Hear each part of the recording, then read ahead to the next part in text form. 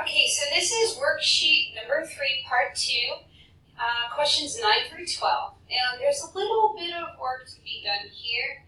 We want to think about our angle relationships, and then we want to start to answer these questions here with the measurements of the angles that are given. So, the first thing I'm going to do for number 9 is see, okay, it tells us that the measure of angle 2 is 97 degrees.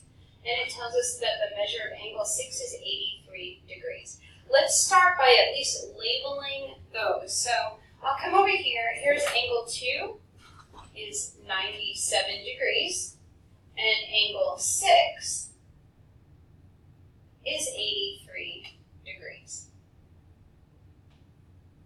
Actually, that's all the information we know where we can use our angle relationships from worksheet number 3, part 1, to fill in all the rest of the degree measurements for the angles that we have listed. So let's start with the measure of angle 3. Angle 3 is directly across from angle 2. Do you remember what it's like when it's directly across? Here's a hint. There's that angle and this angle come together at a point. They form a V. That would be a vertical angle. So I'm going to put vertical here as a reminder. So vertical angles are the same. So if this one is 97 degrees, then angle number 3 is also 97 degrees. So let's go down to angle 10. So angle 10 is here. Well, if we know angle 2, and if we know angle 3, either one of those options could let us know the measure of angle 10. First of all, angles 2 and 10 are corresponding angles. So I'm going to write that over here. Those are corresponding. Sorry for the messy writing. And what makes them corresponding is when this transversal crosses the line, crosses both of your parallel lines, right here, well, 2 and 10 are in the exact same spot. So on this line, 2 is on the top right, and 10 is also on the top right. So corresponding angles are the same. So that's also 97 degrees. I can put that in here, 97 degrees. Now, if you weren't sure about the corresponding, there's another reason why it's 97 degrees. If you notice, angle 3 and angle 10 are both inside the parallel lines, so they're interior. And one is on the left of the transversal and one is on the right of the transversal. That's alternate sides. That could also be called alternate interior angles. All right? So enough of those. Let's look here at measure of angle 9. So the measure of angle 9 is a little bit different from that because 9 is right here next to 10. We know 10 is 97 degrees. Let me put that back in there for us. But 9 is right next to. Next to is like that word adjacent.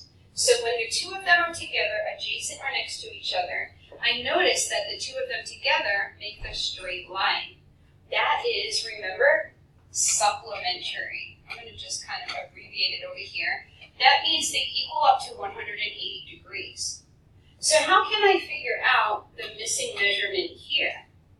Well, if I take my 180 degrees and I take away the angle I do know, which is 97, and I do my subtraction on that, I will see 10 minus 7 is 3, 17 minus 9 is 8. The remaining angle is 83 degrees. Consequently, if you take a look at this problem, I can let you know that every angle here is either going to be 83 or 97 degrees. That's the point of this problem, for you to understand the relationships and the positions that are congruent or the same measurement, by that word congruent. So take a few minutes to go ahead and try to do 5, 7, and 16 on your own. So meanwhile, we're going to take a look at the bottom question. Find the value of x given that s is parallel to t. So that's what that looks like. You'll see on a test, they'll give you this direction, And they'll expect that you know that S, this means parallel, the two lines together, and T. So this is line S and line T. So that's here and here. I know that these are parallel. There's a number of different ways this can be given on a test, but that's what you want to look for. Now we have some actual algebra math work to do. Let's start by labeling. Let's look at number 10, and number 10 says the measure of angle 4 is 77 degrees, so I'm going to put 77 degrees in for the measure of angle 4. It also lets me know that the measure of angle 8 is 4x plus 57.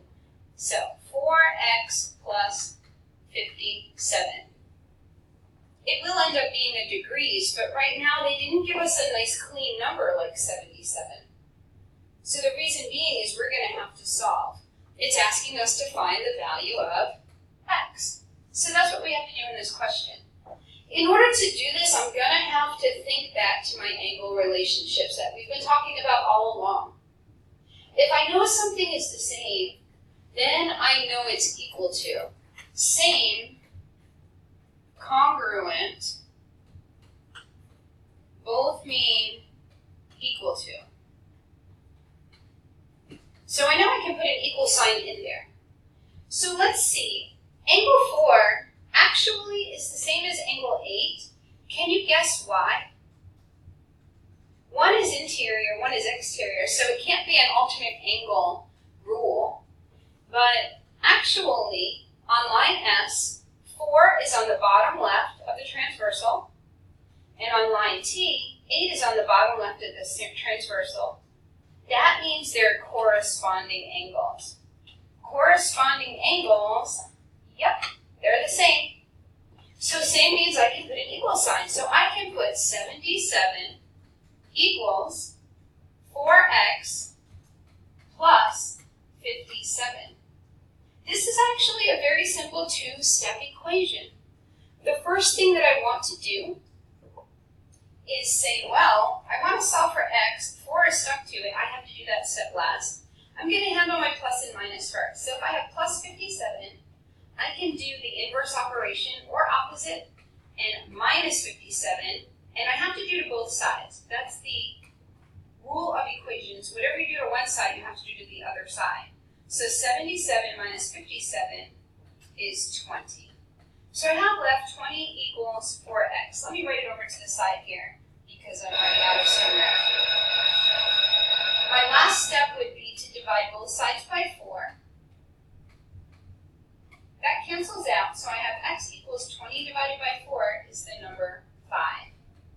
So we solved for x, okay? Try to set up angle 3 and angle 5. Find out what is the relationship and can you set them equal to each other or not. Actually, angle 3 and angle 5 should be the same because they're alternate interior angles. Also, angle 1 and angle 7 are alternate exterior. Follow the same rule, set one equal to the other, and try your best to solve for the variable x.